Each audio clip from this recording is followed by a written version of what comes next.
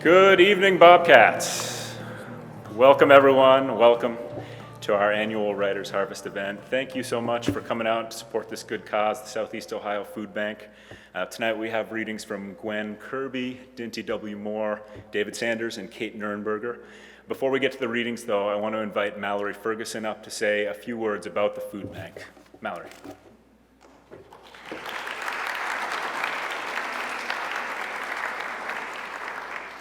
Okay, hi everybody. My name is Mallory Ferguson, as Dave said, and I'm the Community Relations Specialist at the Southeast Ohio Food Bank. We would really like to thank you guys for coming out this evening. We really do rely on the community support that we receive here. Last year, we were able to distribute 5.3 million pounds of food to families in need in our region. And being that we're the only food bank in our region, that's really a big deal. A lot of people ask what's the difference between a food bank and a pantry. So we get food that is federally funded, we get donated food, and then we're able to distribute it to our 60 member agencies. And those are our food pantries, our soup kitchens, shelters, and other hunger relief efforts. So by you guys being here, it really does help our efforts to fight hunger in Southeast Ohio, and we really do appreciate it. And that's really it. I'll be sticking around for a little bit, so if anyone has any questions, please feel free to ask, and as always, thank you for helping us fight hunger in Southeast Ohio.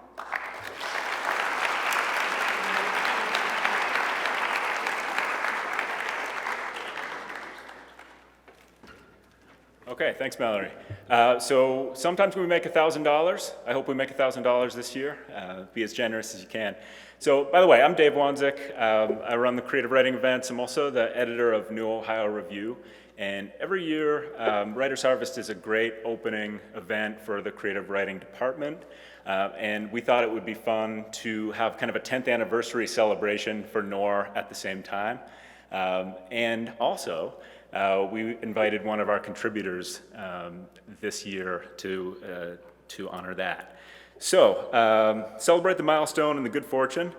Gwen E. Kirby is here, Gwen E. Kirby, and we're going to hear her story, We Handle It.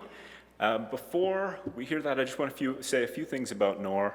Right now, Mark Halliday is in New York City right now at the Best American Poets reception, reading his own poem, and also with Eleanor Wilner, whose poem appeared in NOR. So that's a great recognition for us. And just this week, we were able to place 2 of our essays in Best American Essays 2016 in the honorable mention section. So hope you pick up an issue out in the lobby. Okay, Gwen E. Kirby, a very good writer, is a PhD candidate at the University of Cincinnati. She holds an MFA in fiction from Johns Hopkins University, and her stories have appeared or are forthcoming in Southwest Review, Ninth Letter, Mississippi Review, and Midwestern Gothic. When our NOR readers got the story she's going to read tonight, 2 of them immediately called it startling, and I sent a poetic email back to them, the text of which was, "Take it." I'm glad we did, and I'm glad Gwen Kirby is here to share it with us tonight. Please give her a warm welcome.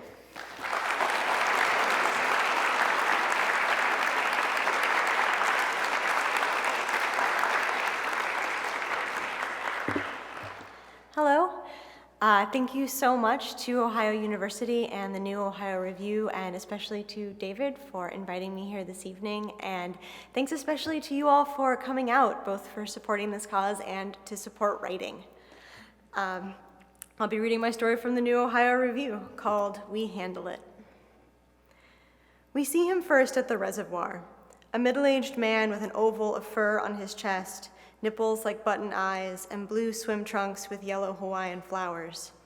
We are swimming, and he regards us from the shore in that way we are learning to expect from a certain kind of man. Like every day in Tennessee, it is hot, and in the early afternoon, we walk from the stone campus of this small college to the lake. We are at a summer camp, our fingertips sore from strings, our backs sticky with sweat, and when we reach the lake, we shed our summer dresses and leap from a boulder into the water, which is deep and clean. Around the lake, tall pines and the heavy hum of southern bug life. We float on our backs, conscious of how our breasts protrude from the water, pleased that we are 16, except for Kaisa, who is 17 and over proud of it. For her birthday, she buzzed her head. Her cheekbones are sharp and high, and even if she were not older, she would be our leader because she walks with confidence and draws checkers on the white rubber of her Converse in ballpoint pen, cheap ink that shimmers like oil slick.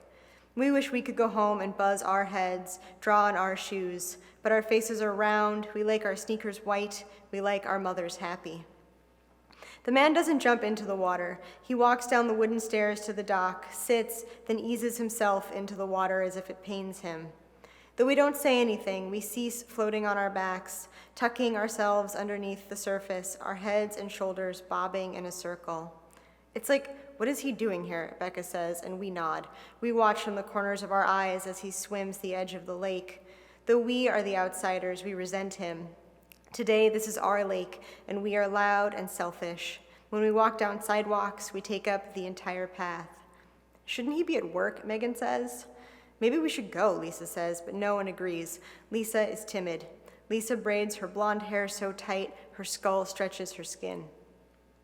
When Kaisa gets bored of watching the man, she declares that we are going to take over the floating dock. She wants to sunbathe. We swim over and one by one go up the metal ladder, the rungs slick on our feet, water sluicing down our limbs. It is so warm that we don't even shiver. We deliberately don't check to see if the man is looking at us, though he must be, because we are young and nearly naked in our triangle top bikinis, and our bodies are powerful in at least this one way, that they exude something which is desired. We lie side by side. We know we'll burn. It's hot, says Lisa. Who do you think the trumpet player would fuck, if he had to, says Megan. Not you, says Kaisa. I walked in on my parents having sex once, says Becca. We giggle, uncomfortable and a little proud. We have all done this. It is the only time our mere presence has struck our parents dumb. With our eyes closed, we smell the algae on the wood, we smell the sunlight, and it makes our noses itch. We feel the dock dip, and like that, the man's shadow is over us. He stands on the top rung of the ladder. He is old, at least in his 40s, with a body that reminds us of our fathers' bodies, a drum belly perched on skinny calves. You ladies from the music camp, he asks. We think about sitting up, but we are conscious of our stomachs, skin that will pooch and crease. We feel the wisdom of deer who know how to remain perfectly still. I've seen a bunch of you. You're everywhere in those name tags. Kaisa rises to her elbows. Your parents make you come to this camp? What instruments do you play? Violin, says Megan. Viola, says Lisa. Cello, says Becca. Harp, says Kaisa, but that's not true, and we feel stupid because we've forgotten that we can be anyone here. Play make-believe, slip in and out of fantasies. We don't owe anyone the truth. Though we want more, we tinker only with our smallest dreams, tiny corrections to our hair and personalities. Megan pretends to be cynical, Becca pretends to be funny, Lisa pretends she'd rather be with us than be alone. Kaisa need not pretend, we think, but she lies most easily of all. Where are y'all from, the man asks, and we are quick learners. Florida, says Megan from Maine. New York, says Lisa from Oregon. Paris, says Becca from Los Angeles, and we feel she's overdone it. Nashville, says Kaisa from Florida. Local girl, says the man, and Kaisa smiles.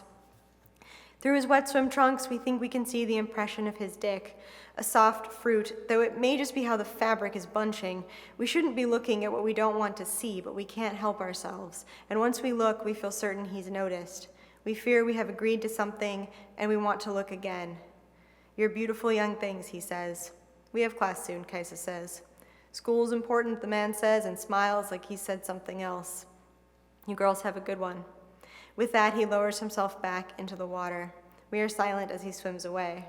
What a creep, Becca says. Totally gross, Megan says. Kaisa pulls her arm over her head and stretches, as if she still owns her own skin. When we stand, we leave wet prints of our bodies on the wood. We tell the others at camp about the creepy man. We are not the least popular, but we are not the most popular, and our story gives us stature. We are like birds who, hearing a footfall, call out, pass their fear from tree to tree, or what other animal passes on the call of danger with pleasure? With every telling, the man becomes more pathetic, and we laugh until we feel almost sorry for him. 2 days later, it's almost curfew. We hurry home from the library, cutting across quadrangles as the clouds blow fast across the sky and the wind warms our legs like a panting dog. Under our feet, the ground is saturated from a day of rain. Pine needles and fallen leaves smell dark, fecund when we kick them up. Mosquitoes bite us. Our arms collect scratches from when the itch becomes too much. Lisa already has thin scars on her inner thighs, raised and orderly. We do not mention them. We don't see the man until we are too close to turn around. He's sitting on the lone stone wall outside the dorm, his hairy legs kicked out, blocking the sidewalk. Megan taps Kaisa, who taps Becca, who taps Lisa, who pinches her face. Here is the secret that everyone knows. We are easy to frighten. We have seen the videos about stranger danger, friend danger, and boyfriend danger, husband danger, and father danger, but we are proud. More important, we don't want to be the one who fails us all by running away. The man tips his baseball hat. Storm's moving through, he says. His beard is a shadow on his face. We look to the sky to check if there is some explanation there, something he has come here to show us, but it's just the same clouds, the same shifting patchwork of stars. We'll get more rain before it stops for good, he says. We wear our silence as a shield. He chuckles and stands still in our way. I've never seen a girl with one of these, he says, and we realize he is talking to Kaisa. He runs his hand over her buzzed head, his thumb just grazing her ear, and even Kaisa seems too surprised to respond. Suit you, he says, and then he moves aside, just enough so that we can pass him in a single file line.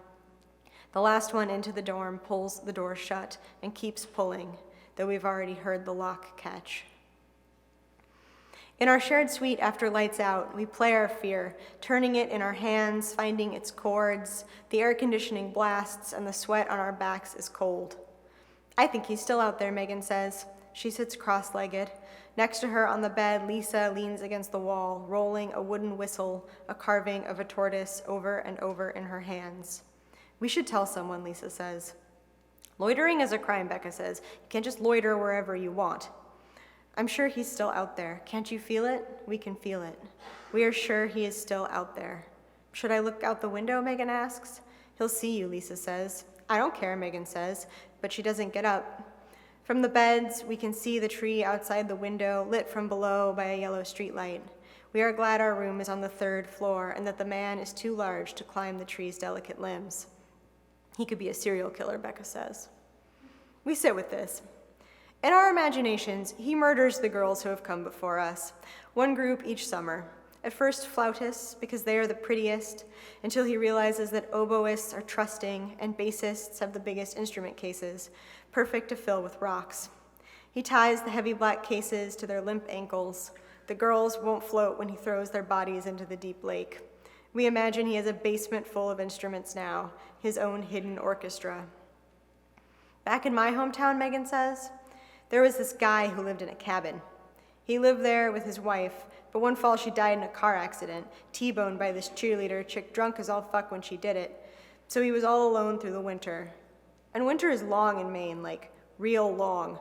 Everyone in town wonders if he's dead or lost his mind, and after the first thaw, the sheriff goes to check. When the sheriff drives back, he doesn't say a word, packs up his bags, and leaves town.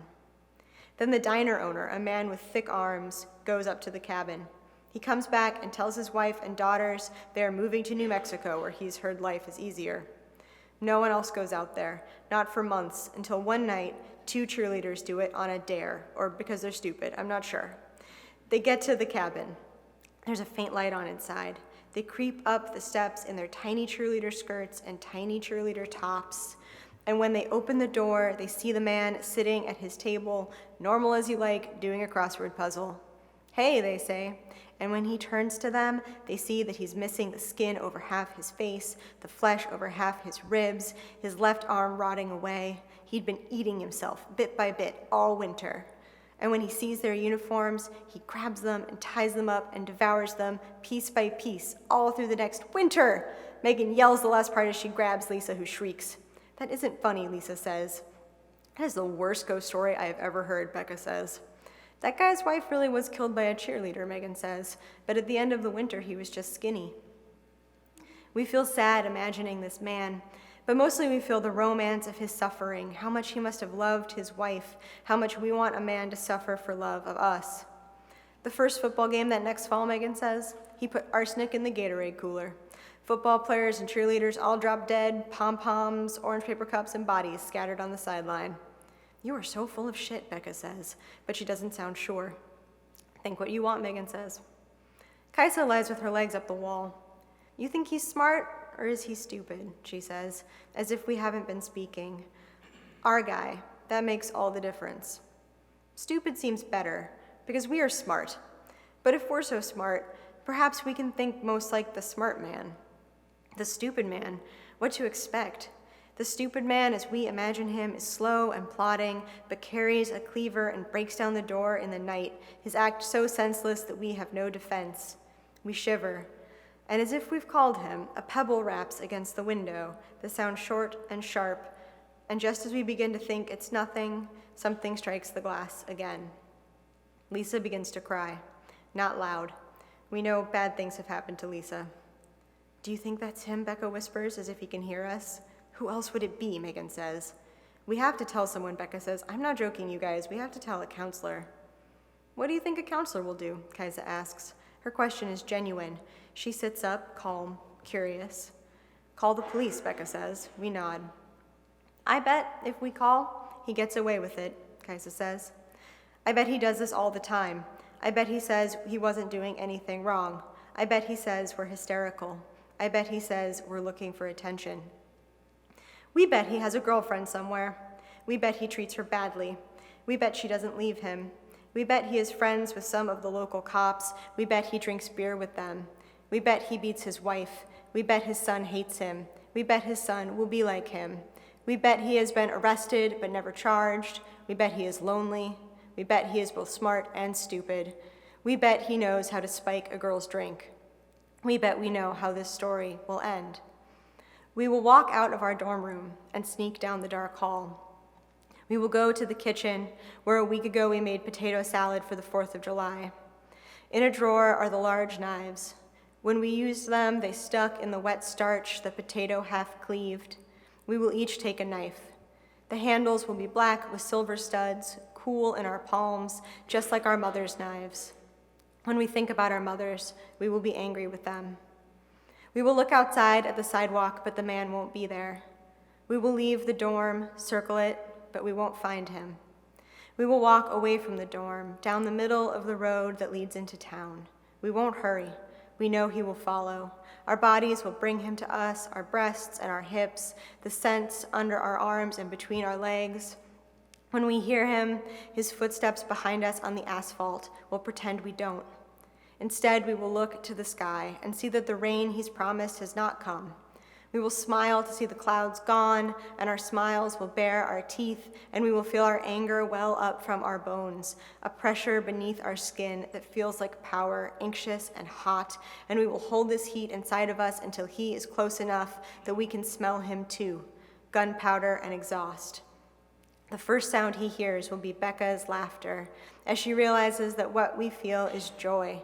And when we turn to face him, our hair will burst into flames, and we will light up the empty road, our fire glinting off our knives, and we will see that we have struck him dumb, that he feels fear, but more important, awe. And when we stab him, he will give like an orange, a little resistance from the peel, but the flesh inside easy to divvy up, a bitter piece for each of us. Thank you.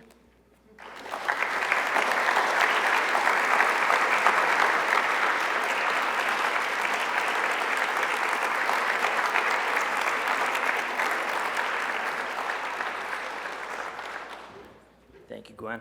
Hello, everyone. I'm Tom Tiberio. Welcome.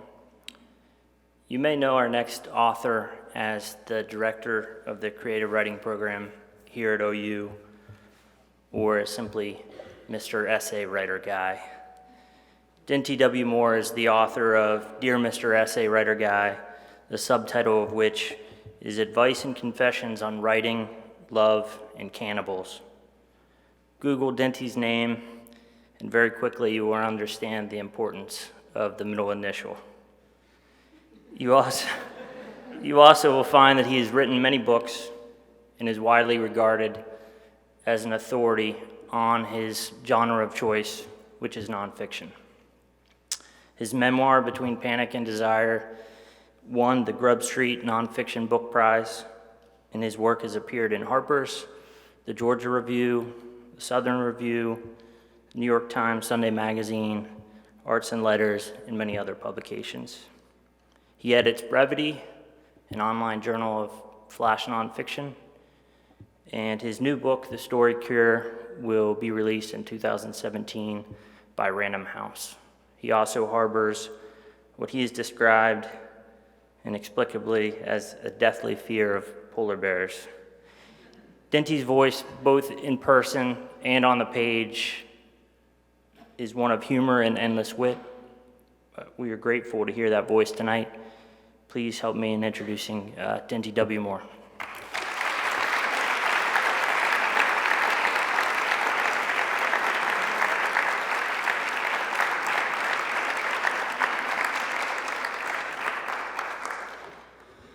Thank you to Tom for that lovely introduction. No polar bears, good. Also thank you to Tom, who was assistant to Dave Wansick, for organizing the event that we're attending tonight and raising funds and support for the regional food bank and the many, many people around us who are hungry. So thank you, these guys, right here.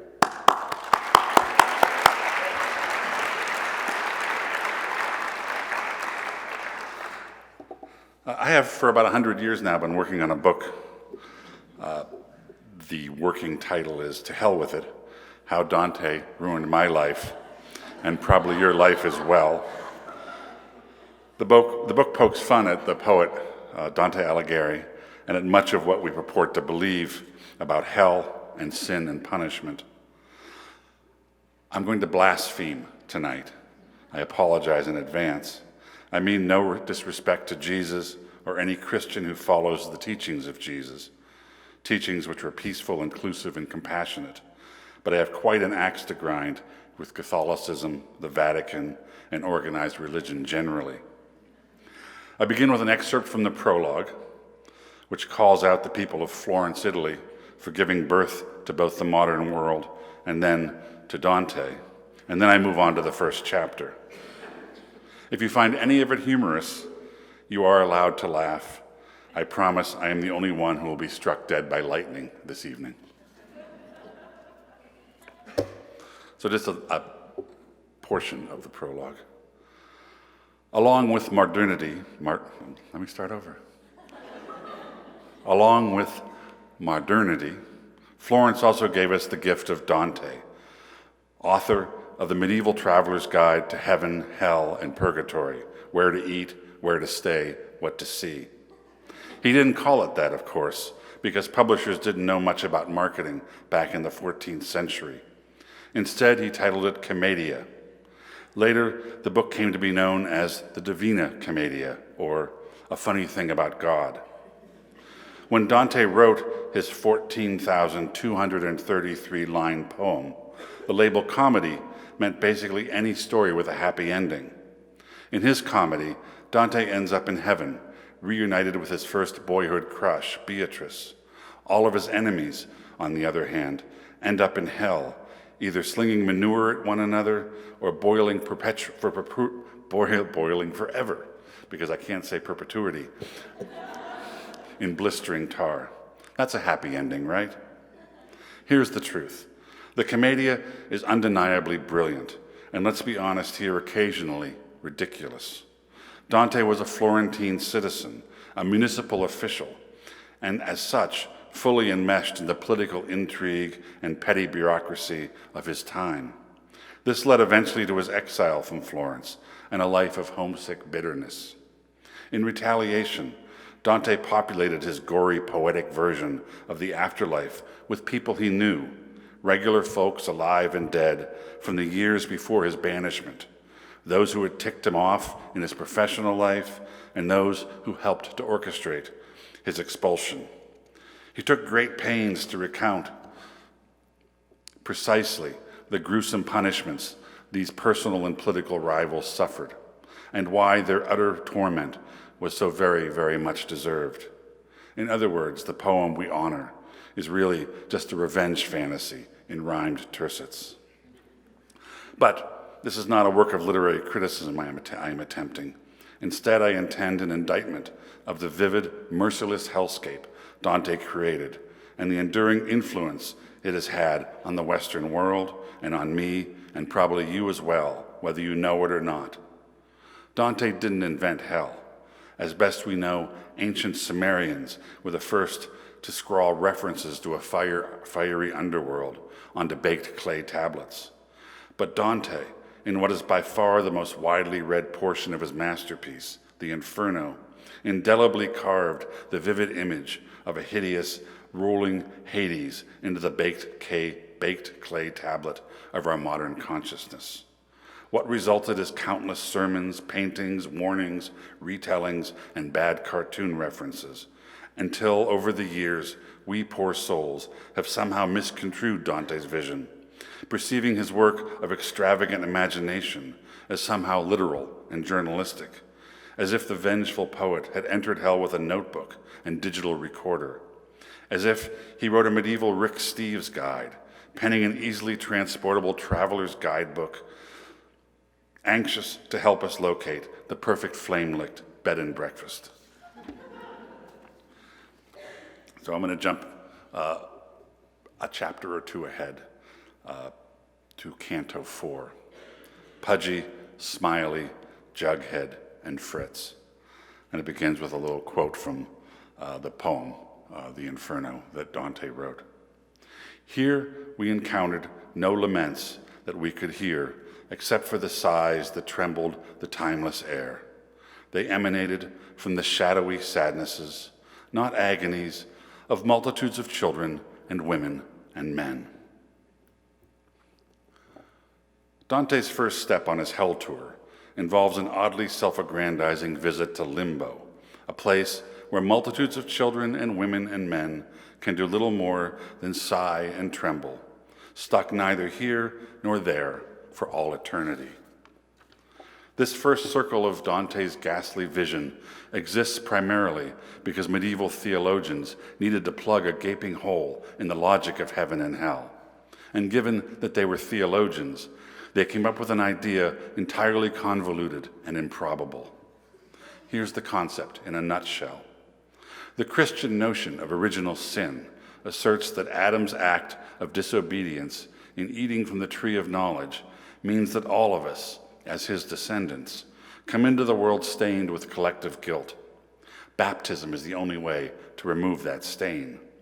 St. Augustine of Hippo, an ardent early interpreter of Christianity's more esoteric wrinkles, took this to mean that even innocent newborns, such infants as quit the body without being baptized, die in an essentially sinful state and thus cannot go to heaven.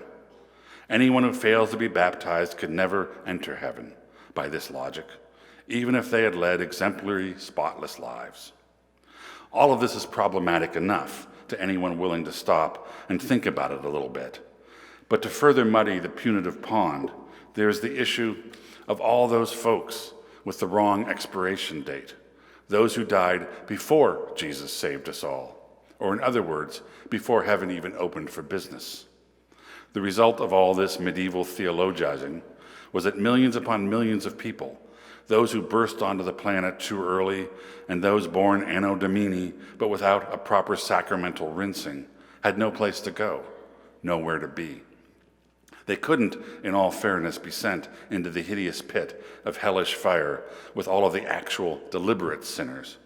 Even to a medieval peasant, one who likely witnessed cruelty and injustice every day of his miserable serfdom, the idea of banishing virtuous people and innocent babies to fiery damnation was hard to swallow. So Limbo was invented, a place not horrible, just tediously neutral. My first religion teacher, Sister Mary Mark, explained it this way. Well, children, Limbo is an entirely comfortable place and has most of what heaven has, but you do miss out on the glorious ecstasy of sitting at the feet of our Lord. My 6-year-old brain, missing the true intent of her words, thought, my, those must be some feet. So limbo isn't hideous, but you do spend eternity knowing that you're missing out on something, like sitting in the back of a crowded plane, jammed next to the tiny restroom, watching jealously as those in first class celebrate their warm face towels and free cocktails forever and ever. Amen. I'll get back to Sister Mary Mark, but let's stick with Dante just a brief bit more. Dante goes to great pains in Canto 4 to explain, through some expository dialogue from his fictional Virgil, that Jesus, after resurrecting and perhaps popping home briefly to thank his dad for sending him on such a great adventure, traveled to limbo and handed a few biblical figures a get-out-of-eternal ennui-free card. So Adam, not Eve, and Abel, not Cain, and Noah, Moses, Abraham, King David, and a few others were rescued and taken up to the penthouse. Left behind were those not lucky enough to have key roles in the Hebrew Bible, including a few literary and scientific celebrities, such as Homer, Horace, Ovid, Socrates, Plato, and Hippocrates. Dante spends a good number of lines in his epic poem marveling at the august presence of all of these luminaries, but he pretty much ignores everyone else, including the little babies, who he mentions but once. His main purpose, it seems, is to toot his own horn. Here is what he writes about the moment that he, or rather the fictional Dante that he has created for his poem, encounters the great poets who preceded him, Homer, Horace, Lucan, and Ovid. After they had shared a word among themselves, they turned and greeted me with cordial gestures, at which my master smiled, and far more honor, that fair company, than made me one among them. It is indeed thoughtful of Dante to offer that moment, just in case future literary critics somehow fail to see the Divine Comedy for the masterpiece that it is, and fail to christen Dante a singular genius. Psst, he whispers to future readers, even Homer thinks I'm brilliant, okay? Yes, Mr. D, we get it. But those babies have always tripped me up. Unlike Dante, Sister Mary Mark was all about the limbo of infants, home to all these tiny ones who, for whatever reason, weren't properly baptized. The good sister focused especially on the poor little souls in far-off Africa. They don't have the advantages that you children have, she would admonish us. They don't have churches and schools where they can learn about the one true faith. So we, along with every other classroom at St. Andrews and every other classroom of every other Catholic school spread across our ethnic Catholic city, and as I later learned, tens of thousands of Catholic school children all across the United States, collected nickels and dimes to ransom the godless tykes. A pagan baby cost $5. This is all true. Those of you who are young and thinking this cannot be true, this is all true. Just throwing that out there. It's a weird world. A pagan baby cost $5 to rescue in the mid-1960s. And each year there was a contest to see which classroom in our school could save the most little pagans. For every $5 in sacrificed milk money we came up with as a class, we earned a certificate which was pinned on the bulletin board, and these additional benefits. 1, the knowledge that we had liberated a soul from a listless eternity, and 2, we got to give the kid a name. Needless to say, that second benefit appealed to us the most. I should point out here that my skepticism about religion began very early on, probably on the first day of religion class, when Sister Mary Mark began introducing us to the whole concept of sin and the variations between venial sin, bad stuff, and you should feel lousy about yourself, but you'll get over it, and mortal sin. If you die before you go to confession, you had better be wearing fireproof pants.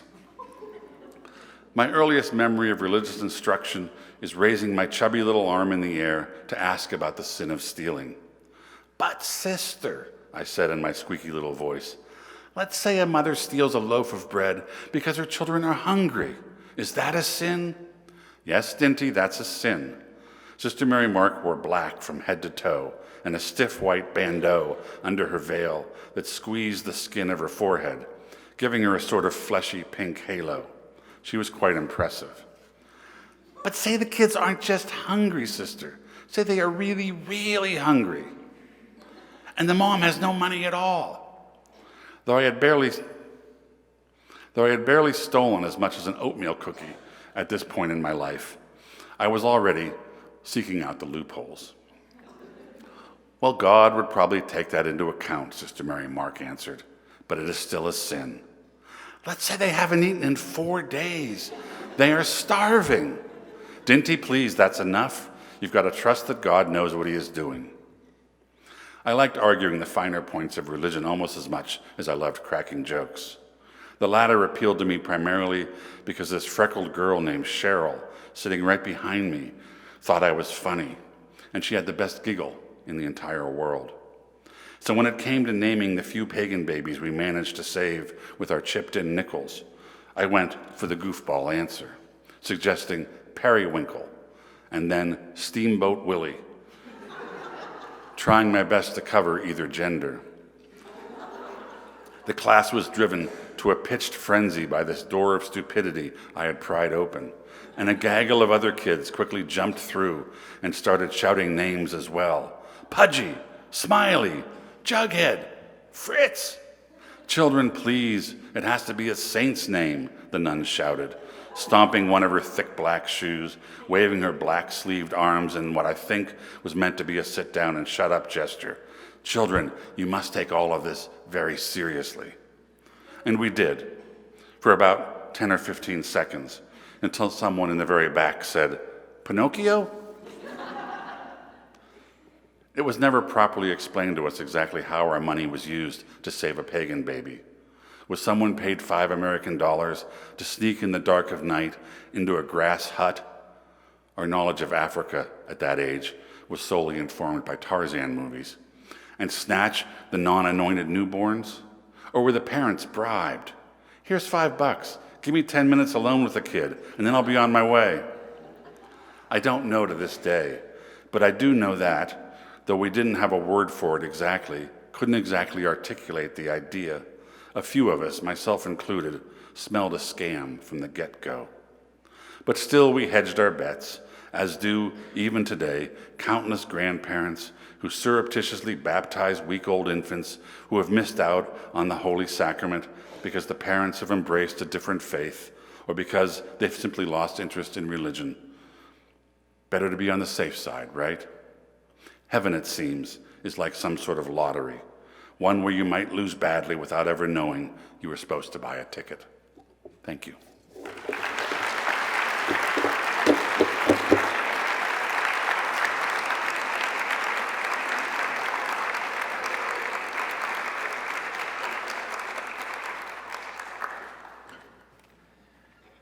Thanks, Dinty. Our next reader tonight is the poet Kathryn Nuernberger. Kate received her PhD here over in Ellis in a secret ceremony in 2011, and she's now a professor at the University of Central Missouri, where she also works as the director of Pleiades Press. Kate has written 2 collections of poetry, The End of Pink, which won the James Laughlin Prize from the Academy of American Poets, and Rag and Bone, which won the Elixir Press Anti-Venom Prize. Her poems are often about oddities, scientific, semantic, serendipitous. Her first book, Rag and Bone, is full of curiosities that are funny and unsettling. Facts about Renaissance-era anatomists, deer's jawbones, tiny knife throwers. But I've always been impressed with her larger investigations of parenthood, relationships, and what I see as a kind of electric spiritual doubt. In her new book, The End of Pink, we get more of the energetic intelligence as she mixes meditations on a strange cast of characters, Ben Franklin, Bat Boy, mermaids, and the like, with explorations into topics like public authorities' treatment of sexual assault. Seeing the worrisome, the forgotten, the hidden things and experiences anew seems to be Kate's poetic project and her artistic religion. I'm very happy to welcome back Kate Nuernberger.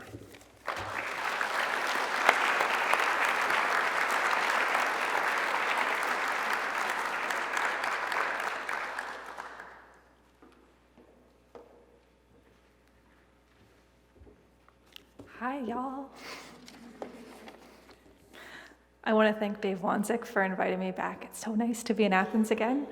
I get a little nervous before readings, and this microphone is huge in my ears. I also want to thank Jill Rosser, Mark Halliday, and Dinty Moore for their extraordinary support and mentorship when I was a student here, and after that for a really long time, like until this minute.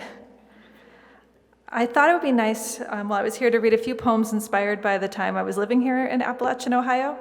I live with my family in a turn-of-the-century farmhouse on a defunct dairy farm out in Gloucester, which was sometimes very lonely, but always inspiring. So I'm going to start with a poem called Birds of Ohio, which makes reference to acid mine drainage that makes the creeks here orange. And usually when I read this poem, I do a whole spiel about acid mine drainage, blah, blah, blah, fracking. But I figure you all know pretty much exactly what I'm talking about all too well. Birds of Ohio. Birds of Ohio include the bird that collects tin for scrap and the orange bird that sings like a stake driver pumping underwater. There is the bird who nests the cliff face of a culvert and trestle bridge. There is the one who toll holds a sunflower seed and bills it like a jackhammer, and the bird that is actually the tiniest copse of trees left on Starve Island.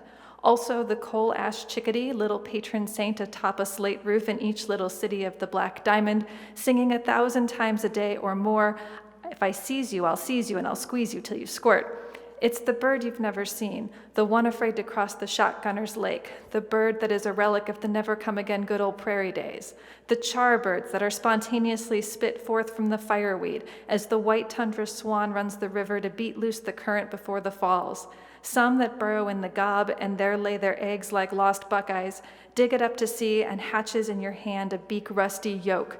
There are birds that cannot land and cannot perch, as there are ones who trip over the tiniest fiddles of their feet. And then the birds who don't know north from south, so they stay here and freeze into glass on the windowsill, and their song is the woman scream of the panther you may have heard no longer ranges here, but she is here, with the bird that plucks a wasp from the air, then beats it against a brick until dead. Here there are the birds so smitten with berries that Audubon saw 100 shot in a single day from a single cherry tree, and more still came, flocking crest and wave over the dusk in rhythm with the pitch squeak backyard rigs, pumping their plots up and down the banks of our collapsed mine, Acid Creek, which is orange as a bird and silver as a nest. So I wrote a lot of poems about water when I lived here because my husband was the water quality specialist for the Raccoon Creek Watershed Group. So I was all like, talk about macroinvertebrates to me, baby. So I came across this 19th century, very old book about junk in water that was written right after microscopes were invented. This is called Reading Drops of Water, Showing the Mysteries of the Visible World, 1873, as love poem. That I might see the teeming life in a drop of water, Dr. Catlow, in rapture with her microscope, begs me pass through the eyepiece and tunnel into those two crystal portholes, as if the Lady Science herself had pulled aside the veil across this watery world of iridescent quivering. Infusoria, Paramecium, Circularia, Sanguinea, I say their names and think of you. In the web of a frog's foot, oblong, blood-filled globules drip down the grassy lawns of trapezoidally knit cells and between lacy fretworks of capillaries. I think of you. Insects have no lungs or gills, but receive and expel air by microscopic spiracles along the abdomen. I think of you. What of you is water, I think of. What of you is frog and mayfly, larva, and algal bloom, I think of you. I put a microscope on your eye, I put a microscope on your lung, I put a microscope on your mouth, and you are the moss and the mossy rocks and the humid and the creek lapping its banks turbid of a hot afternoon. I look into the slimy conferva and think of you, green, tubular, and when they are ripe, like animals chasing each other. Two approach, touch, and retreat, you. Then four combine to touch and retreat. I think of you, and then the herd grouped in forms conducts its dance, conducts a chaos, becomes an ulva. And I think of you and how we are almost nothing but water. And water is never just water, but pure microscope more smallly, and something minuscule and opalescent is aching.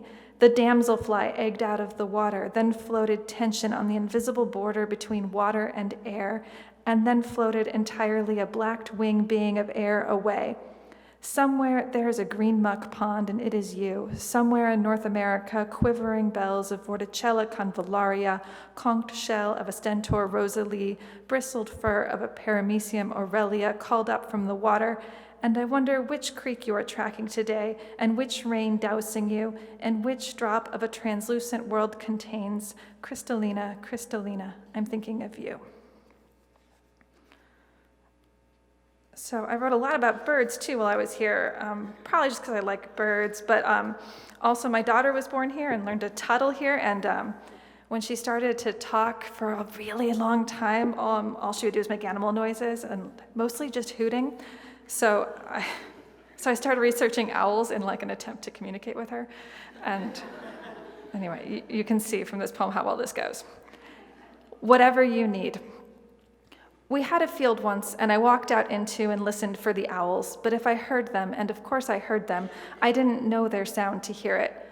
What is a ghost but what was the unknown sound? If bats are the souls of men, owls are the souls of women. If girls who die unmarried are doves, a woman who has been a mother becomes an owl. Go to the woods and call to the owl for help finding your love. The woman made of flowers was cursed into an owl. I lost them, the owls among the doves, as I lost the lace among the weeds, and the hummingbirds too. And what was a bat to me for so many years but just another swallow? The woods were replete with owls I did not know. An owl will take a home's good luck with it. To avert disaster, if you hear an owl call in the night, you must return the call. To avert disaster, if you hear an owl call in the night, get out of bed and turn over your left shoe. Souls of penitents fly to heaven guised as owls. Men whose deaths lay unavenged pace the night guised as owls. The owls are beautiful or terrible, depending on the sky overhead and your own personal sky. They eat your just-clipped fingernails. They eat your newborn babies. A cow scared by an owl will give bloody milk. The owl had a skinless fledgling in its beak. The limp sack of belly was glistening crimson. Gore so small is like a pendant of glass. I don't know what kind of sky it is I have that makes it so. It's very blue and without owls utterly drifting over the hay, which is golden as heaven is the word for no place I can point to. I went out into the night listening for the owls that know the way. Every tree was a goat crying, not yet weaned out here in the milkless shadow of the woods. Which of these is the mist of the owl passing into something else? If you cannot call back because you are mute with the marvelous, unrepeatable thundered down hunting, take off something, your shirt sleeve, and put it on inside out. In this way, the owl will not burrow into your chest and dance bad luck on the graves in your field. In this way, it is a charm to carry the heart and right foot of an owl under your armpit. In this way, it is medicine to drink broth of owl's eyes, gelatin of owl meat. In this way, it is a binding to nail an owl to the barn door against lightning strike. You can frighten owls from the field by walking the land naked, hooting like you've ever yet heard them, or even if you haven't. The owl gave its fire in exchange for feathers. Like lightning, the owl brightens the night. Like a drum, the owl breaks the silence. I don't know how to call them down. And I want to end tonight by reading a little poemy essay hybrid thing that Dinty and the editors of Brevity were really nice to publish. It's called Little Lesson on How to Be. The woman at the Salvation Army who sorts and prices is in her 80s, and she underestimates the value of everything, for which I am grateful. Lightly used snowsuit size 2T are $6, and snow boots are $3. There is a little girl, maybe 7, fiddling with a tea set. Her mother inspects drapes for stains. Sometimes the very old and lonely are looking for an opening. She glances up from her pricing and says something about the tea set and a baby doll long ago. I am careful not to make eye contact, but the mother with drapes has such softness in her shoulders and her face, and she knows how to say the perfect kind thing. What a wonderful mother you had. Yes, she was. Why do children sometimes notice us and sometimes not? From the bin of dolls, what happened to your mother? She died. The woman at the Salvation Army who sorts and prices is crying a little. She seems surprised to be crying. It's been 80 years and I still miss her. When my daughter was born, I couldn't stop thinking about how we were going to die. If we were drowning, would it be better to hold her to me even as she fought away, or should I let her float off to wonder why her mother didn't help her? What if it's fire and I have one bullet left? I made sure my husband knew if there were death squads and he had to choose, I'd never love him again if he didn't choose her. If I'm lucky, her crying face is the last thing I'll see. The mother with drapes is squeezing her daughter's shoulder, trying to send a silent message, but children are children. Why did she die? She was going to have a baby, and she died, but she was a wonderful mother. I'm holding a stack of 4 wooden jigsaw puzzles of farm animals, dinosaurs, jungle animals, and pets, each for $0.25. It's silly how much I still miss her. She takes out a tissue and wipes her eyes and then her nose. When my grandmother threw her sister, Susie, a 90th birthday party, 100 people came, including 5 of the 6 brothers and sisters. At dusk, only a few of us were left, nursing beers with our feet kicked up on the bottom rungs of various walkers. Susie said then to my grandmother, "Can you think of all the people watching us in heaven now? And our mother must be in the front row." Grandma took her sister's hand. "Our mother, Estelle." Yes, her name was Estelle. I forgot that. They looked so happy then, saying her name back and forth to each other. Estelle, Estelle. Thank you.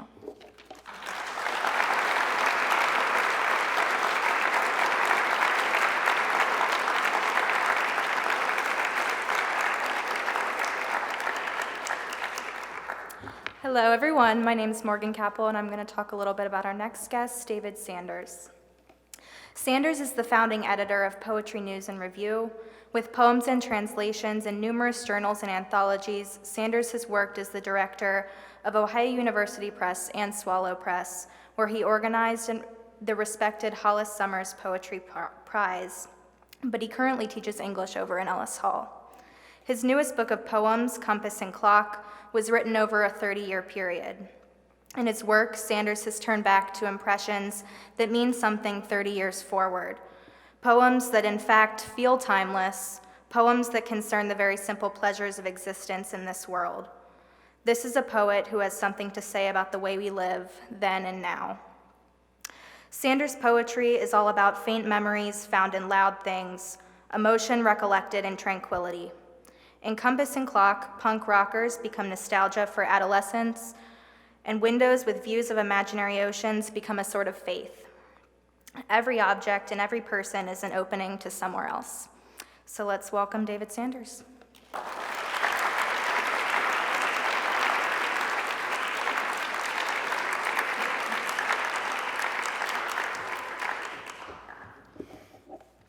Thank you for coming out tonight.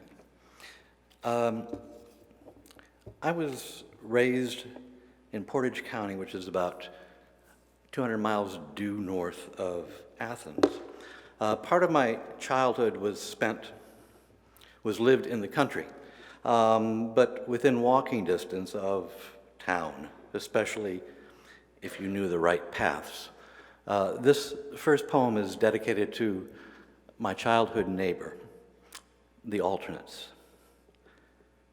Faced with going home again, where you grew up and all of that, you take the normal route, a road connecting town with county, one in which a set of simple turns turns down your own gravel drive. They don't occur to you, the alternate ways you'd sometimes walk, pastures, farmers' woods, really not much more than seasonal display. But at the time, they drove you down into their thick. You came out the other side, nearer to town, replaced somehow by someone who saw more than you had seen going in. Yourself, of course, a half an hour older. They seemed amused, the few villagers you saw, when they said, as in my case, "David, what brings you to town?" Remember how you walked among them as if with news they'd not yet learned? Maybe they'd known all along, patient while your knowledge, light at first, grew large, a weight you wore, ill-fitting and obvious. There were times you felt you'd grown to fit into it. You had not. Years after you had moved away and tried to map the fading routes back home, they were, from any number of directions, always paved. The others had not disappeared, still there somewhere, thickening. They just would not occur to you. She now lives in Brooklyn. Lake effect snow is produced when a cold air mass moves across a large body of water, such as Lake Erie. This poem is called Lake Effect. Look at the childless couple, watch from their window upstairs as the moon turns the snow into another source of light. They point to the tracks they've made, drifted but unfilled, like a string of bells sunk upside down in the snow, leading to their door. And they pretend to wonder what lumbering, starving beast has disappeared across the lawn, down the walk, retreating into the past, or more likely, into the snow falling by now in the next county. They catch in the window their own faces lit by the moon. Her husband whispers, "Tomorrow morning, early, before the snow melts away, let's follow the steps of the beast." His wife squints her eyes and nods. "Come down now," you ought to tell them, although their rooms are silent with dreams and already filled with the light of day.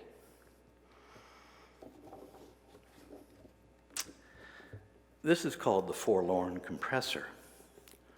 A few years ago, they were building a retirement community on Columbus Road, and all day long I could hear them building it, and there was a compressor that was going on. And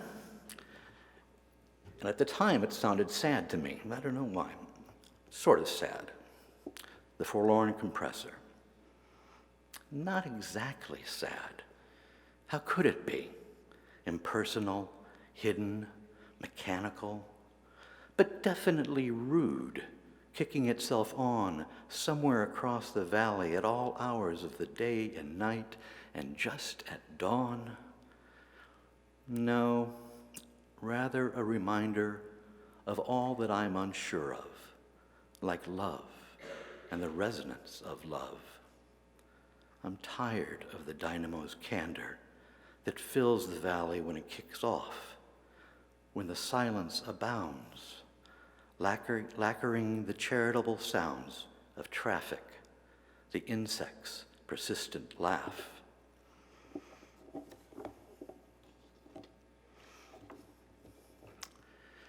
He was once affected by the weather and amazed by simple things.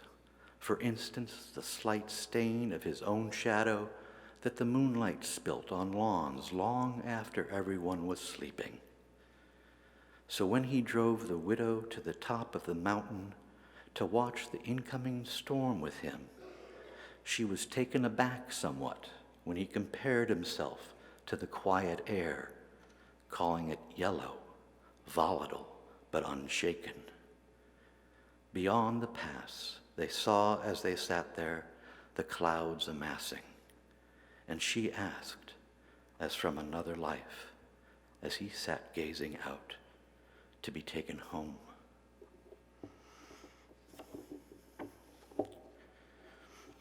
This poem called Letters. There is a boy who brings your groceries. It is a late afternoon in November or a little after lunch in the spring. Either your friend will meet him at the door or you yourself will sign the bill and give him a tip. And he will not think, he will remember as he walks down the stairs. And maybe now you are dead and he is grown and feels old as he crosses the Charles River between work and home. There, perhaps, you will catch him look past his grocery bag, at you licking the glue on an envelope to be mailed, closing it firmly between your fingers and thumbs.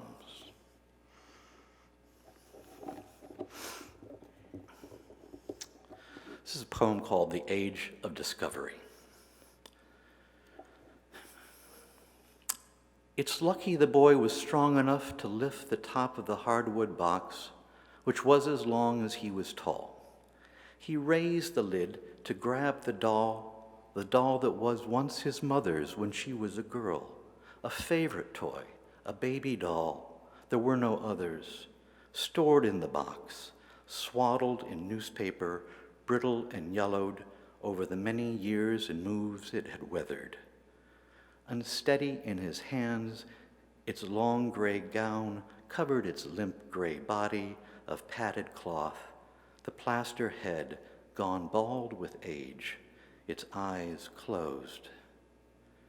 The lashes lay against its cheeks like iron filings, if filings could be tamed to lie in even rows and curl. When he sat her up, she was a girl, in the crook of his arm. Her eyes sprang open to reveal a sparkling blue, which, not quite human, looked real enough, set in balls of alabaster. He cradled her head and rolled the eyes shut, then open again, a natural, familiar gesture. And when he went to lay her down, the back of her head barely struck the edge of the box, and the plaster broke as neatly as the shells of eggs his mother cooks for his breakfast Sunday mornings. He heard the furnace roar to life like the ocean, and the concrete floor beneath his feet began to sway. He felt his throat closing tight, but as he looked around the basement, the washer and dryer stood still and white. The deep freezer hummed as it always did, and the light streamed in the window on the open box and doll, and he could see inside her head the counterweight of lead swinging the eyelids open and closed as he rocked her up and down. He reached his finger in to operate the weight and watched her eyes respond. Up and down they blinked in gravity's plan, true plumb, gently replacing the sleeping doll in its paper creche. Facing up, along with the missing piece, he closed the heavy lid of the box and shut the basement door and shot upstairs to play outside in his fields and forts and creeks.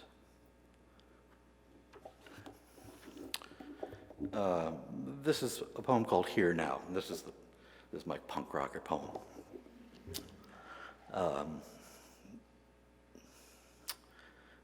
A group of young punk rockers congregates on the street this still summer night, looking restless and somewhat lost, toying with their locks and ideas of lust. As if nonchalance were a studied move, they don't approve of me or disapprove. And not a parent, I likewise am not blessed with the baggage that accompanies the child.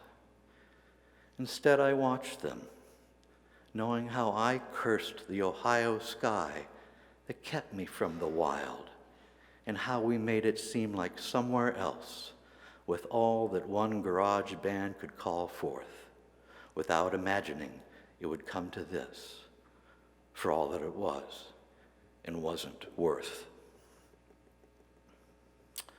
I'm going to end tonight with a poem from which we get the title, Compass and Clock.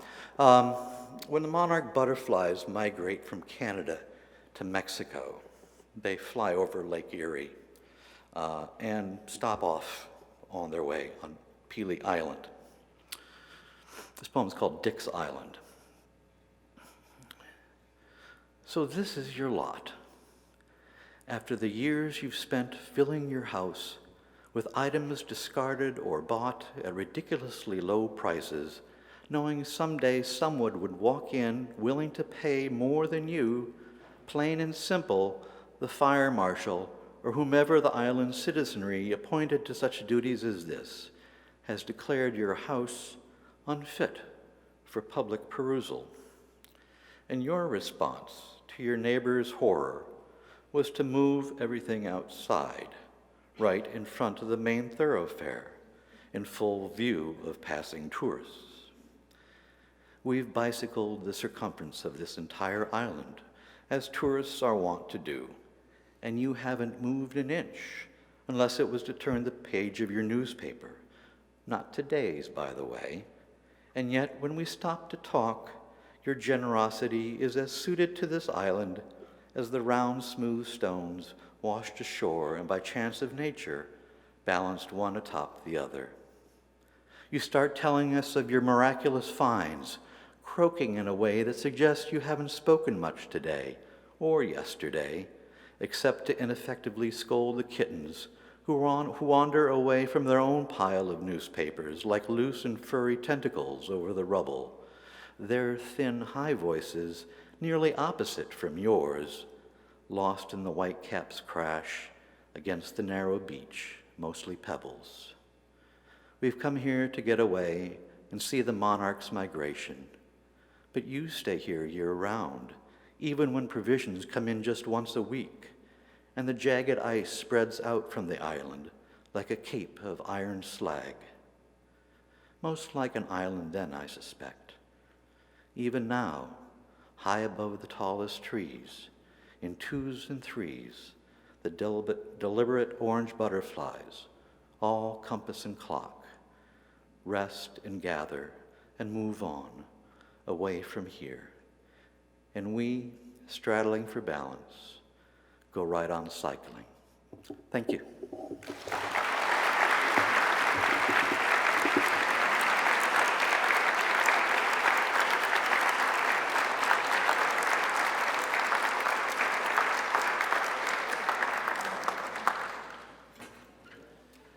Thanks to David Sanders. It really is an excellent book, Compass and Clock. I encourage you all to read it. Thank you so much for coming out. Thanks for your generosity tonight. Just a couple things. We still have a raffle going on, so if you want to win tickets to Once, which is a great show, chip in a little bit more. We also have all of our books by our readers tonight. And Tom, what's the other thing we've got? A gift certificate to Fluff. Gift certificate to Fluff, $30. So stick around for desserts from Fluff as well. And then in about a half an hour, there is a party at Casa Nueva where we're going to toast our writers and all good things. So if you'd like to come to public party at Casa Nueva, please join us there. Thank you very much. Have a good night.